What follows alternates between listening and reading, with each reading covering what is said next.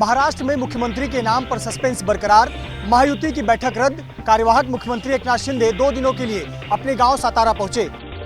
सातारा जाने से पहले एकनाथ शिंदे ने शरद पवार गुट के विधायक जितेंद्र आव्हाड से मुलाकात की, जिसने अटकलों का बाजार फिर से गरमा दिया है। वहीं माना जा रहा है कि रविवार को बीजेपी के ऑब्जर्वर जब मुंबई पहुंचेंगे, तभी विधायक दल की बैठक में सीएम के चेहरे का ऐलान होगा।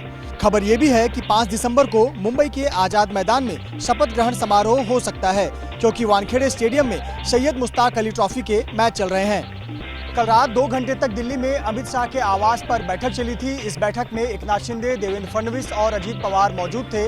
माना जा रहा है कि इसी बैठक में महाराष्ट्र की आगामी सरकार का खाका तैयार हुआ, जिसका ऐलान रविवार को हो सकता है।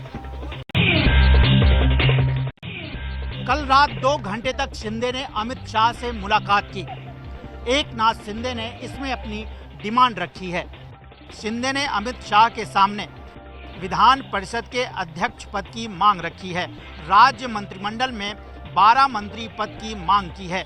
कई अहम मंत्रालयों के बारे में भी बात की है।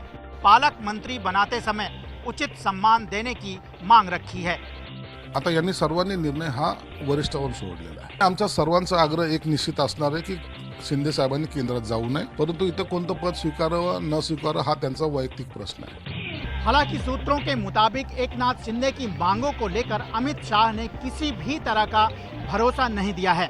माना जा रहा है कि अगर जरूरत पड़ती है तो दोबारा अंतिम चर्चा के लिए दिल्ली का रुख किया जा सकता है। महाराष्ट्र चुनाव में मतदाता सूची और मतदान प्रतिशत पर बढ़ा सियासी विवाद। कांग्रेस ने चुनाव आयोग से सुनवाई की मांग की। चुनाव आयोग को लिखी चिट्ठी में कांग्रेस ने गंभीर अनियमितताओं का आरोप लगाया है। पार्टी ने कहा है कि मनमाने ढंग से वोटर का नाम लिस्ट से काटा गया और हर क्षेत्र में हजारों की संख्या में नए वोटर जोड़े गए। कल चुनाव आयोग ने कहा कि हमने वोटिंग परसेंट बढ़ाने के लिए बहुत मेहनत की, लोगों ने वोट किया क्या, तुमने बूथ कैप्चरिंग करके वोट किया क्या, ये सब सवाल खड़े हो रहे। ये लड़ाई हम आर पार की लड़ाई। कांग्रेस का दावा है कि जिन 50 विधानसभा सीटों पर औसतन 50,000 नए वोटर जोड़े गए, उनमें से 47 सीटों पर एनडीए प्रत्याशियों की जीत हुई। आज कांग्रेस दफ्तर में सीडब्ल्यूसी की बैठक हुई। बैठक में खड़गे, राहुल और प्रियंका गांधी भी रहे मौजूद। बैठक में हरियाणा के साथ साथ महाराष्ट्र के चुनाव पर भी हुई चर्चा। बिहार में विधानसभा चुनाव से पहले ईवीएम का मुद्दा गरमाया। लालू यादव ने उठाई मांग, बैलेट पेपर से कराई जाए वोटिंग। रूटीन चेकअप के लिए पटना से दिल्ली पहुंचे लालू यादव ने अगले साल होने वाले विधानसभा चुनाव में जीत का दावा करते हुए इस मांग को दोहराया कि चुनाव बैलेट पेपर से हो। अगले साल चुनाव जो आएगा उसमें हमारी पार्टी जीतेगी बहुमत। ईवीएम पर सवाल उठाए जाते हैं, इस पे आप क्या कहेंगे? वो कह रहे हैं कि बैलेट पेपर से चुनाव होने चाहिए। हाँ, बैलेट पेपर से होना चाहिए। महाराष्ट्र और हरियाणा में विपक्षी दलों ने हार के बाद से ईवीएम पर सवाल उठाने तेज कर दिए हैं और बिहार में चुनाव से पहले ही हंगामा तेज हो रहा है। 2020 में जब बिहार में विधानसभा चुनाव हुए तो ईवीएम से हुई वोटिंग में लालू यादव की आरजेडी को सबसे ज्यादा सीटें मिली थी। अब ईवीएम पर आरजेडी का भरोसा नहीं रहा। दिल्ली में अकेले विधानसभा का चुनाव लड़ेगी कांग्रेस। प्रदेश अध्यक्ष ने कहा सभी 70 सीटों पर चुनाव लड़ने की कर रहे हैं तैयारी। दिल्ली कांग्रेस प्रदेश अध्यक्ष देवेंद्र यादव ने कहा कि कांग्रेस सभी 70 सीटों पर प्रत्याशी उतारेगी। हम चुनाव की तैयारी कर रहे हैं, 70 की 70 सीटों पे लड़ेंगे, जीत के आएंगे। 2013 तक दिल्ली में कांग्रेस की सरकार थी, लेकिन आम आदमी पार्टी के आने के बाद कांग्रेस की हालत खराब हुई। 2015 हो या 2020 का विधानसभा चुनाव, कांग्रेस एक भी विधानसभा सीट नहीं जीत पाई। इसी साल लोकसभा चुनाव में कांग्रेस और आम आदमी पार्टी ने गठबंधन किया था। हालांकि दिल्ली में उन्हें इस गठबंधन का कोई लाभ नहीं मिला। सभी 7 सीटें बीजेपी जीत गई। दिल्ली में कानून व्यवस्था पर सियासी दंगल जारी। अरविंद केजरीवाल ने विधानसभा में गृह मंत्री अमित शाह पर साधा निशाना, केंद्र सरकार से मांगा जवाब।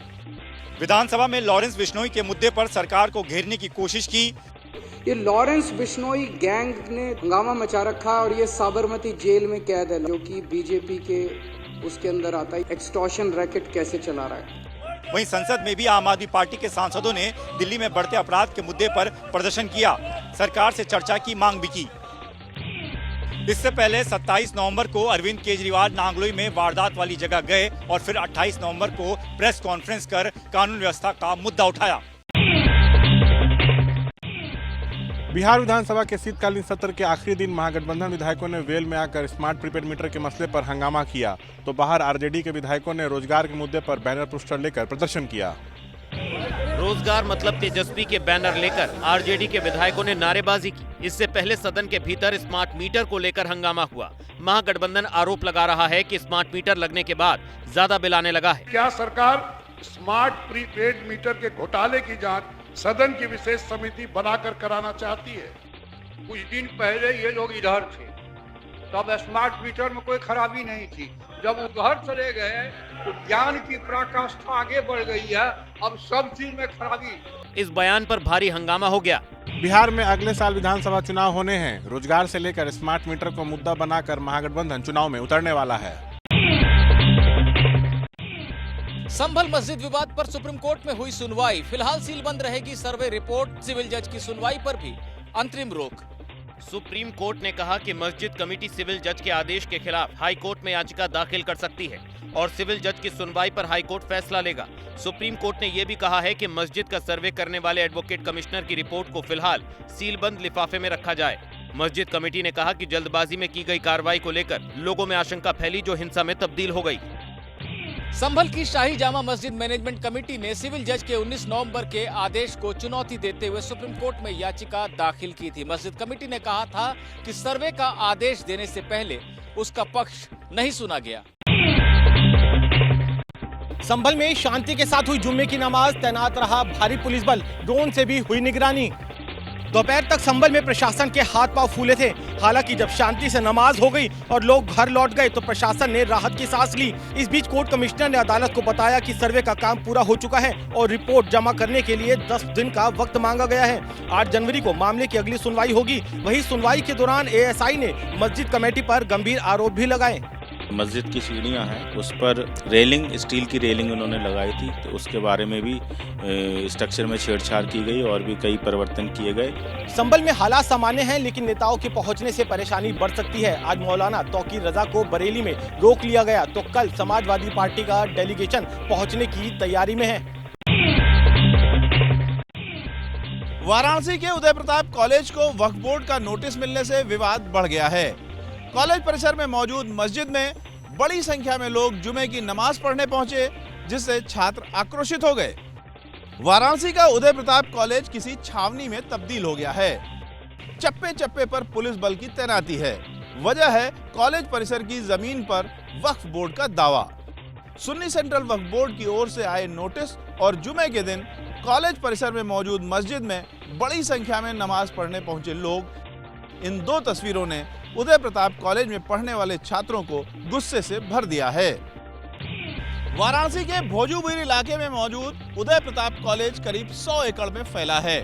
इसकी स्थापना 1909 में हुई थी। ऐसे में सवाल उठता है कि कॉलेज परिसर वक्फ की संपत्ति कैसे हो सकता है। समोसा विवाद के बाद हिमाचल की सुक्खू सरकार ने सरकारी बस में टीवी डिबेट सुनने वाले यात्रियों पर नजरें टेढ़ी की। दरअसल हुआ यूं कि हिमाचल परिवहन की बस में कुछ यात्री टीवी डिबेट सुन रहे थे, जिस पर परिवहन विभाग ने ड्राइवर और कंडक्टर को नोटिस जारी कर जवाब मांगा है। नोटिस में कहा गया है कि टीवी डिबेट के दौरान विपक्ष के नेताओं को लेकर दुष्प्रचार किया जा रहा था और इस डिबेट को ऊंची आवाज में बस के अंदर चलाया जा रहा था। इस बारे में मुख्यमंत्री के अवर सचिव से शिकायत की गई थी, जिस पर परिवहन विभाग ने एक्शन लिया है। बुलंदशहर के बीजेपी विधायक प्रदीप चौधरी का वीडियो वायरल। राशन डीलर की शिकायत लेकर पहुंचे मुस्लिम युवक से कहा, नहीं करूंगा मदद। कुर्सी पर भगवा रंग का कपड़ा बिछाकर बैठे ये हैं बुलंदशहर के सदर सीट से बीजेपी विधायक प्रदीप चौधरी। दफ्तर में पीछे पीएम मोदी और सीएम योगी की बड़ी सी तस्वीर लगाई है। सामने की तरफ फरियादियों के लिए जो कुर्सी लगी है उसका रंग भी भगवा है और विधायक जी से शिकायत कर रहे शख्स का नाम फजलू है, लेकिन विधायक ने फजलू की समस्या सुनने से इनकार कर दिया। मैं नहीं कर पाऊंगा, एक भी वोट नहीं मिलेगा उसे, बेकार। बहुत बड़े वो काजू पिस्ता बादाम बहुत खिलाए और वोट देना नहीं कर पाऊंगा। वैसे मेरे बारे में सभी जाने तो मैं अच्छी सूचकार नहीं हूँ। इससे पहले बिहार के जेडीयू सांसद देवेश चंद्र ठाकुर का एक वीडियो वायरल हुआ था जिसमें उन्होंने कहा था कि मुसलमान और यादवों ने मुझे वोट नहीं दिया है, इसलिए मैं उनका काम कतई नहीं करूंगा। महाकुंभ से पहले 13 दिसंबर को प्रयागराज आएंगे प्रधानमंत्री नरेंद्र मोदी। जनता को देंगे 65,000 करोड़ रुपए की परियोजनाओं की सौगात। प्रधानमंत्री नरेंद्र मोदी गंगा पूजन के साथ ही महाकुंभ की औपचारिक शुरुआत करेंगे। रेलवे स्टेशन को अत्याधुनिक बनाने के लिए करीब 2,000 करोड़ रुपए की लागत से यात्री सुविधाओं का विकास हो रहा है। प्रयागराज जंक्शन को 960 करोड़ रुपए की लागत से नया रूप दिया जा रहा है। पीएम के दौरे से पहले रेलवे बोर्ड के अध्यक्ष सतीश कुमार और फिर रेल मंत्री अश्विनी वैष्णव आएंगे और विकास निर्माण का जायजा लेंगे। प्रयागराज महाकुंभ में इस बार 40 करोड़ श्रद्धालुओं के आने का अनुमान है, जिसके लिए नया इंफ्रास्ट्रक्चर तैयार किया जा रहा है। पंडित धीरेन्द्र शास्त्री की 9 दिवसीय यात्रा राजाराम के दर ओरछा में समाप्त हो गई, लेकिन इस यात्रा में शामिल तेलंगाना के बीजेपी विधायक टी राजा के बयान ने सियासी तपिश बढ़ा दी है। भारी भीड़ गहमा गहमी के बीच पंडित धीरेन्द्र शास्त्री ने ओरछा के राजाराम के दरबार में धर्म ध्वजा समर्पित की और इस तरह बाबा बागेश्वर की 9 दिवसीय हिंदू सनातन एकता यात्रा समाप्त हो गई। वृंदावन से दिल्ली तक 2025। धीरेन्द्र शास्त्री ने अपनी अगली यात्रा का कार्यक्रम बताया तो उनकी हिंदू सनातन यात्रा में शामिल होने पहुंचे हैदराबाद की गोशा महल सीट से विधायक टी राजा के बयान ने नया विवाद खड़ा कर दिया है। इतना प्राचीन मंदिर है और मंदिर के लगभग 50 किलोमीटर दूर तक भी कोई मुसलमान की होटल नहीं रहनी चाहिए। बीजेपी विधायक टी राजा ने यह बयान उज्जैन में महाकाल के दर्शन के बाद दिया, जिस पर सियासी तपिश बढ़ना तय है। जम्मू के पुंछ जिले में सुरक्षा बलों ने आतंकी मंसूबों को किया नाकाम। संवेदनशील इलाके से विस्फोटक बरामद। बंकर में दिख रहा यह विस्फोटक किसी बड़ी वारदात को अंजाम दे सकता था, लेकिन इससे पहले आतंकी अपने नापाक इरादों में कामयाब हो पाते भारतीय सुरक्षा बलों ने इसे निष्क्रिय कर दिया। सुरक्षा बलों ने आज अलग अलग इलाकों में सर्च ऑपरेशन के दौरान आधा किलो आरडीएक्स, 2 आईडी, एक बैटरी समेत कुछ और उपकरण बरामद किए। जो भी सपोर्ट बेस है, जो भी स्ट्रक्चर है जो आतंकवादियों को सपोर्ट कर रहा है, उसको हटाने की जो हमारी हर संभव कोशिश और प्रयास है। सुरक्षा बलों ने इन दिनों जम्मू कश्मीर में आतंक के खिलाफ अभियान छेड़ रखा है, जिसके चलते इस तरह की कार्यवाही की जा रही है। अभिनेत्री शिल्पा शेट्टी के पति राज कुंद्रा के खिलाफ ईडी का एक्शन। मुंबई और यूपी में 15 जगहों पर हुई छापेमारी। मामला पोर्नोग्राफी और मनी लॉन्ड्रिंग से जुड़ा हुआ है। प्रवर्तन निदेशालय ने एक साथ कई टीम बनाकर छापेमारी की।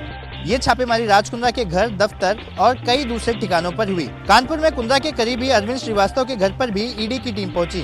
टीम को पता चला था कि सिंगापुर में रह रहे अरविंद श्रीवास्तव के अकाउंट से उनके पिता के अकाउंट में बड़ी रकम ट्रांसफर की गई है। राज कुंद्रा को जून 2021 में कथित तौर पर अश्लील फिल्में बनाने के आरोप में गिरफ्तार किया गया था। 2 महीने बाद कुंद्रा को जमानत भी मिल गई थी। फिलहाल वो जमानत पर हैं।